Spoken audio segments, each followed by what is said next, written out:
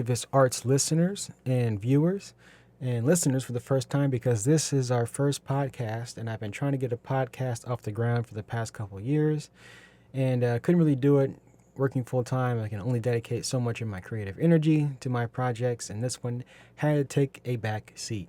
So anyway, we're back. We're on quarantine. I hope you're on quarantine too, keeping people safe, trying to flatten that curve out there. So anyway, I've been seeing a lot of articles about rent strikes and things like that, and it's got me thinking a lot about the future and about property ownership and landlords. And so I just want to put some ideas forward for you to think about. And this is kind of the primary reason I wanted to have a podcast, because I wanted to talk a lot about solutions and ideas that could make society better. So this article that I came across today, it talks about how nurses were getting immediately evicted from their houses because the landlords were scared that they would catch the virus. And it says, it's from the Daily Beast. I'll put a link to it in the description. But the headline reads, "Coronavirus heroes are getting tossed from their homes by scared landlords." And so pretty much it goes on to say that these nurses were being immediately evicted upon coming home from their shifts by text. And of course, this stuff is illegal, especially with these eviction moratoriums going on across the states, certain states. But your landlord can't just immediately evict you because they're scared of catching the virus, especially on a day's notice. I mean, completely ridiculous, and especially because these nurses are the very people who would end up saving their lives if the landlords ever did get coronavirus. So this kind of speaks to how I think useless landlords are in our society, and I think they're leeches upon the economy.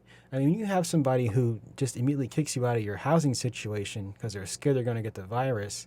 I mean, number one, that's the risk you took on by becoming a landlord. You decided to have people live on your property, and they would pay you a fee, and you would accept those risks of having a tenant like that in your house. A landlord, if you want to be a landlord, it's not a blank check or a freedom to get money. You can do whatever you want. There's risk associated with that.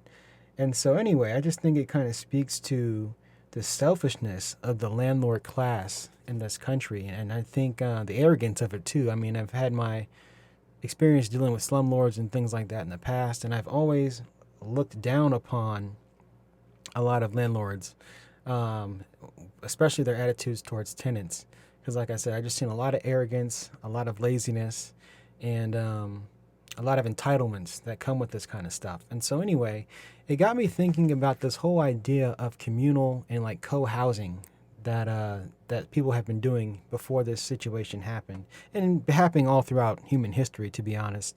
And I think we need to return to a situation like that. I think more people need to be getting on board with the idea of having co-housing as an option, or even a commune, which is a more drastic version of co-housing.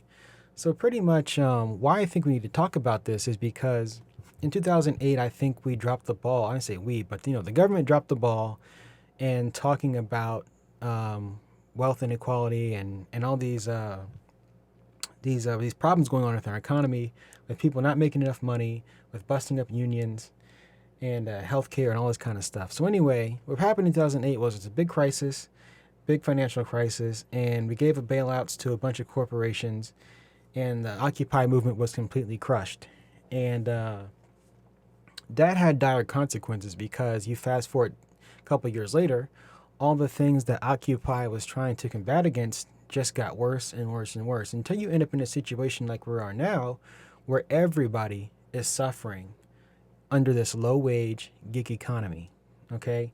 And the writing was on the wall 12 years ago, which was, hey, wealth inequality is out of control. These corporations have too much power. It needs to be fixed. And we did nothing but pat the corporations on the back and give them even more power to do what they need to do, what they wanted to do. And now we're in a terrible economy like we're in now.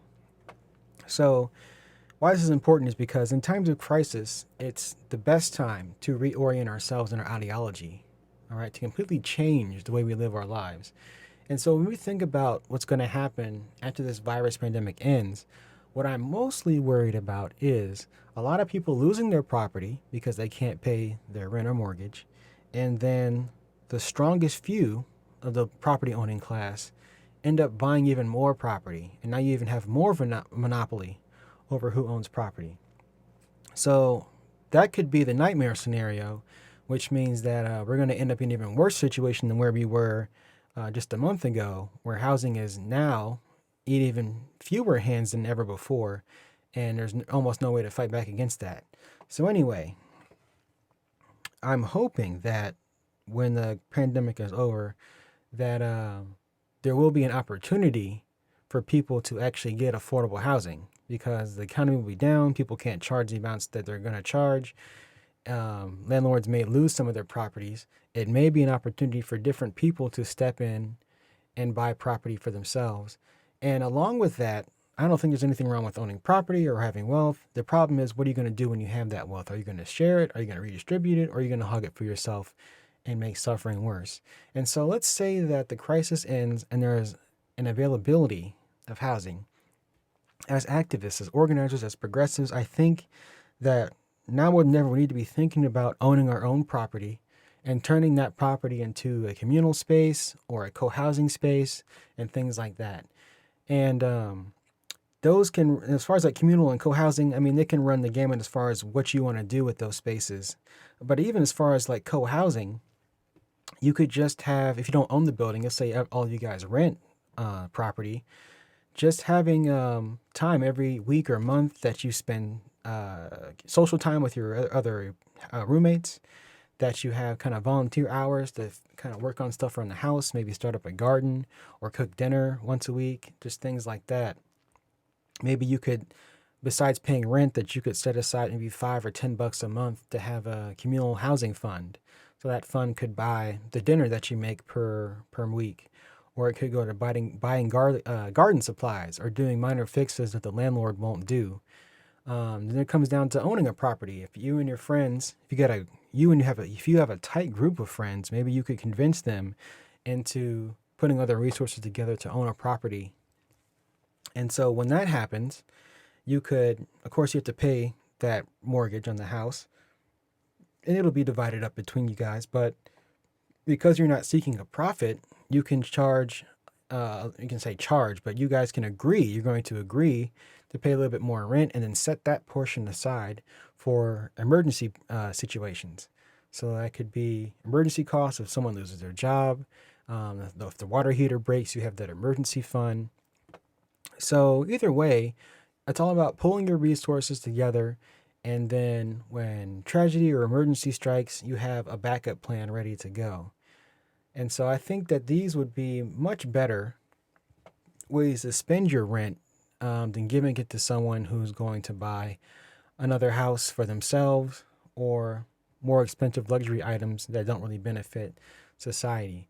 I think property is better in the hands of the people rather than a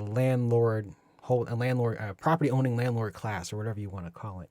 So anyway, I just want you guys to think about this and to think about owning a space for you and your friends, or you and your family, your friends and family. How can we bring everybody together? How can we create more of a social fabric, more of a family atmosphere in our isolating society? So think about that.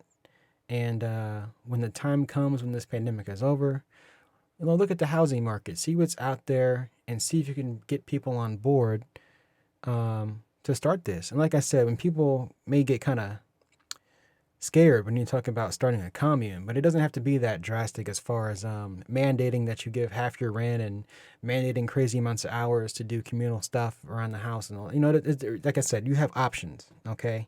So don't be scared of the whole idea of, I'm not going to have any personal space, I'm not going to have any freedom. It all depends on the situation that you live in. So if you live in a house that has 4 bedrooms, everyone, of course, is going to have their own room, but you all come together and you decide what the downstairs are going to be, and are we going to have communal dinners, and who's going to fix what if something breaks, and who has certain skills for certain things. So if I need help with this, I can call on you. And if I have 2 kids and I have to go to work, can someone who's going to be here, who doesn't work in the daytime, can they watch my kids for me? So it comes down to childcare, to just providing resources, any kind of resources to each other, instead of having to pay someone else to come and do it. And once again, you're taking that money. If you own the property, you can take that money that would go towards the profit from rent and putting it right back into yourselves, into your roommates. And I think that's much more useful than giving it to a landlord. So anyway, landlords are leeches. How do we get rid of them? I think we got to get into property ownership, and we'll have to see how things shake out when this ends. But hopefully, if the property market does own up or open up, we got to take advantage of it, and we got to come together and we got to own property and take it out of the hands of the people who are greedy and selfish and going to use it to profit themselves. All right, that's it. Thank you for listening, and I'll see you on the next podcast. Activist Arts out.